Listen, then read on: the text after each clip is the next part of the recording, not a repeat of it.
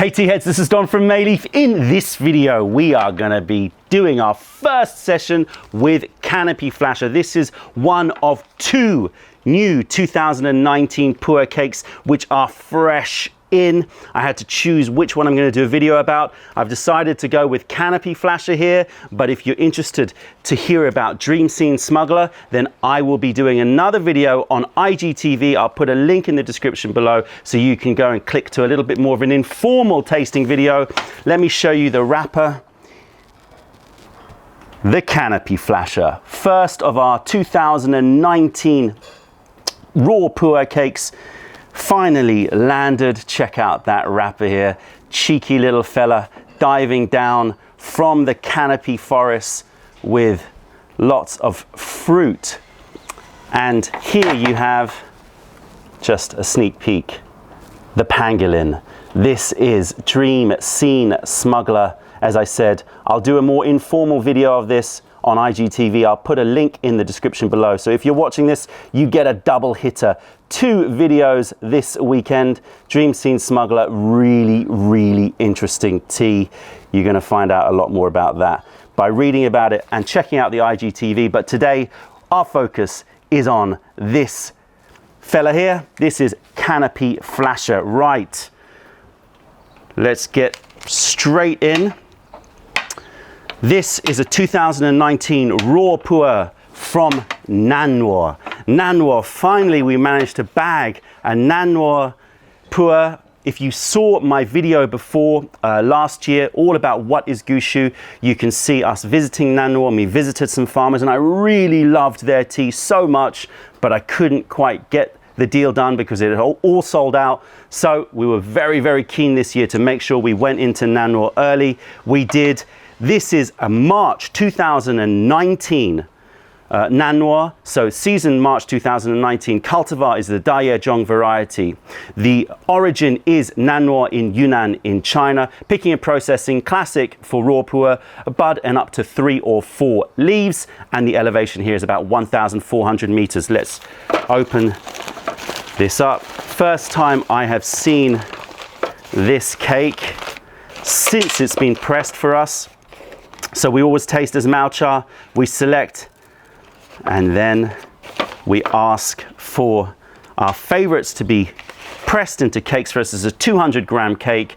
Nan Nuo, looking really nice. Nice different colors. You've got a little bit of the sort of yellow greens, a lot of that antique silver buds. You've also got more plummy browns here as well. Okay, let's see how this opens up.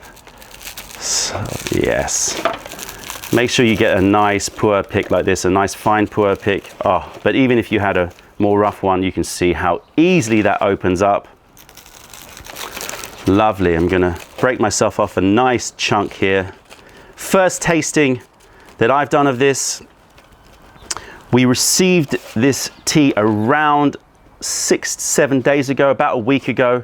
So as always, like to leave it a little bit to rest, ideally a little bit longer, but you know, I'm not the most patient person when it comes to waiting for my tea. So let's take some of these leaves, put them in here. You can get a good look of them.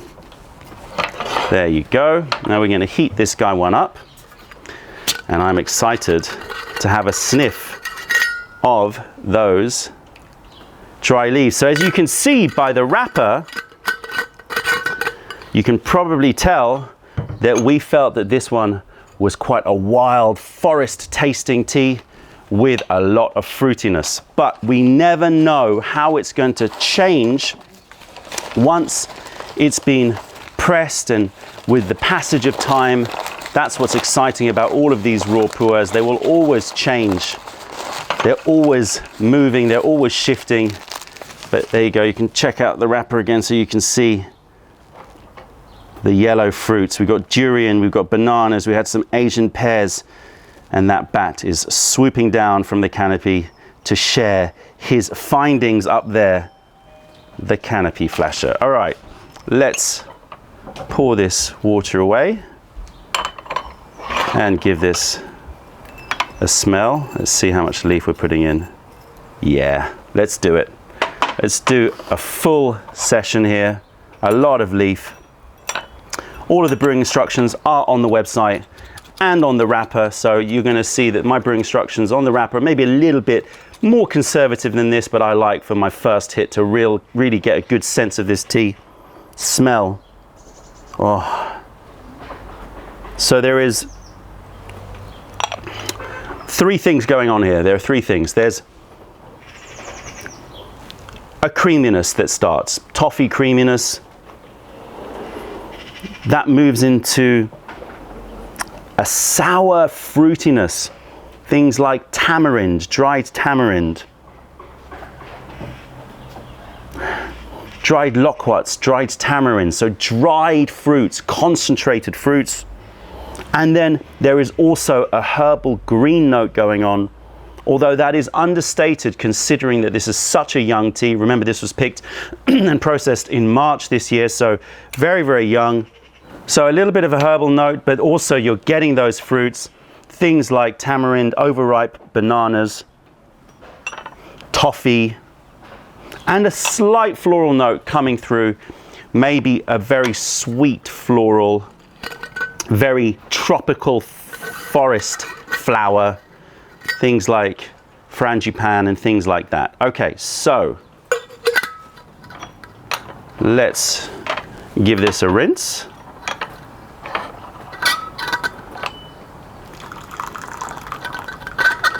And now, see how the hydration of those leaves reveals even more complexity and flavor. Usually brings out a little bit more of the fresher notes of the tea, as you'd expect. The tea pig gets to drink before me. Right, let's get our nose into these wet leaves here.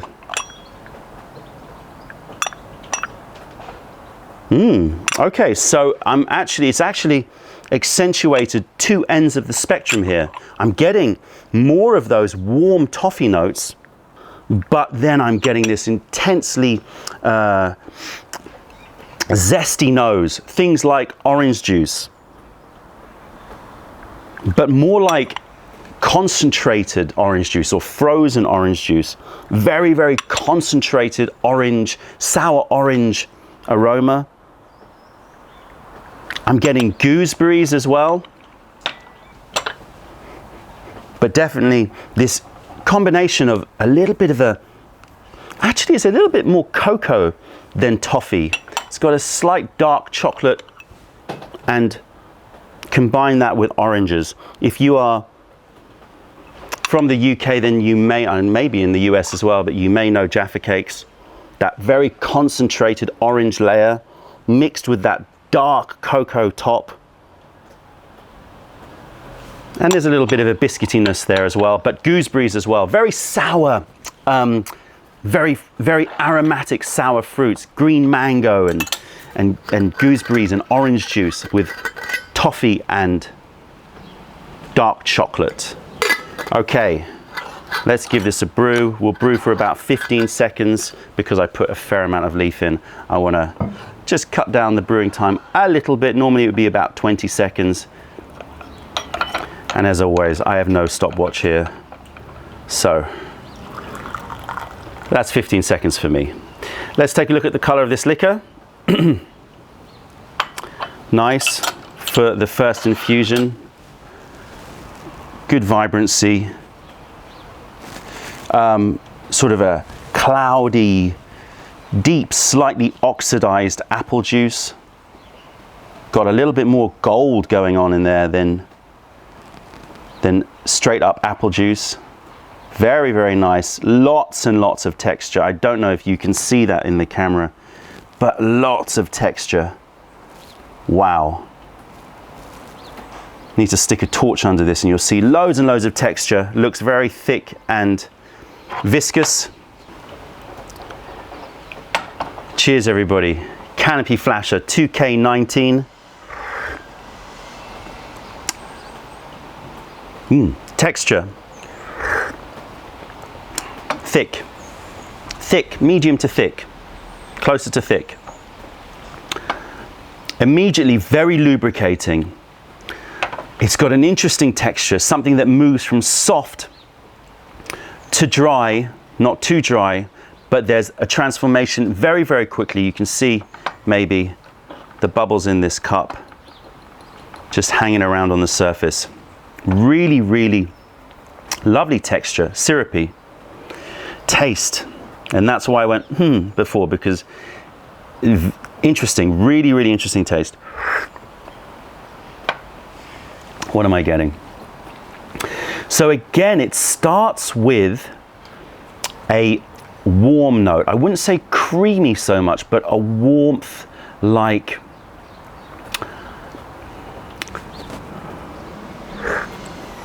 maybe like custard, but a deep custard, cookie dough, that raw cookie dough taste.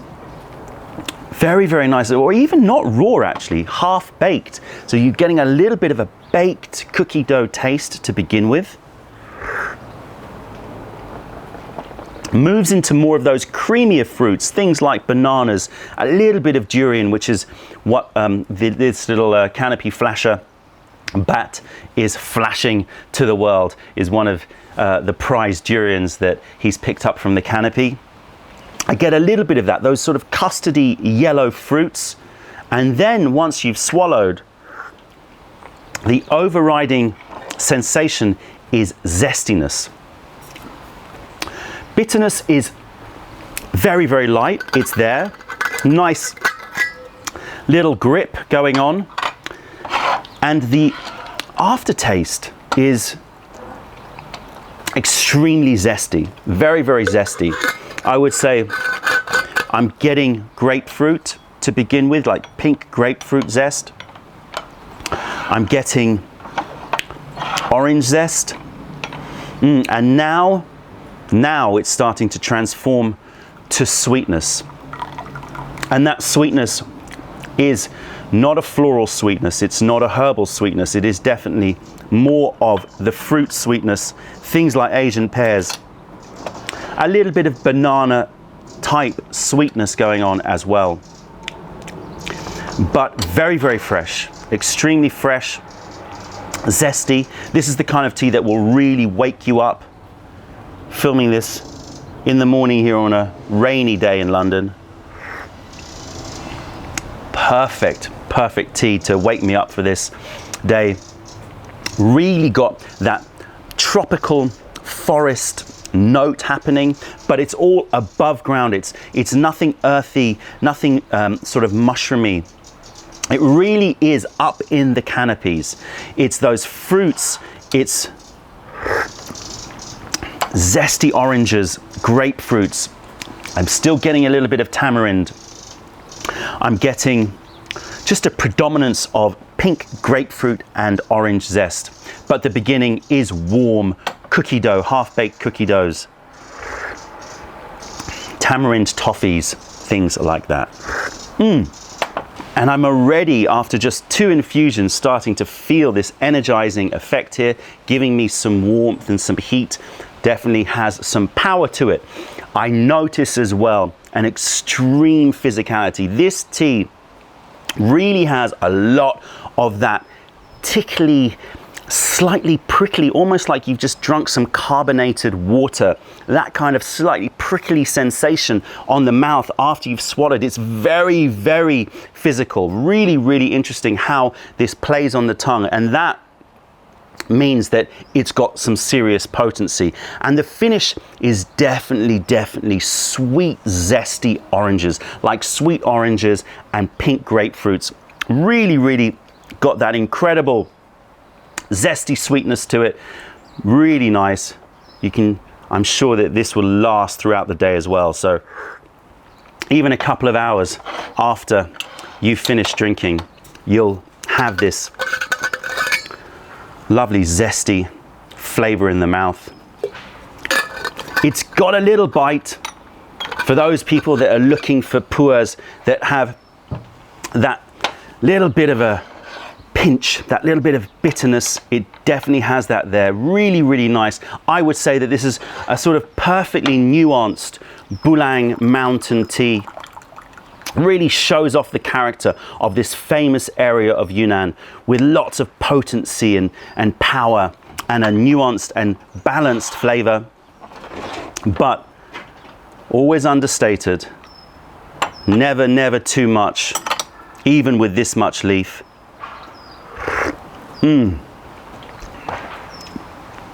More orangey, keeps persisting with this orangey note.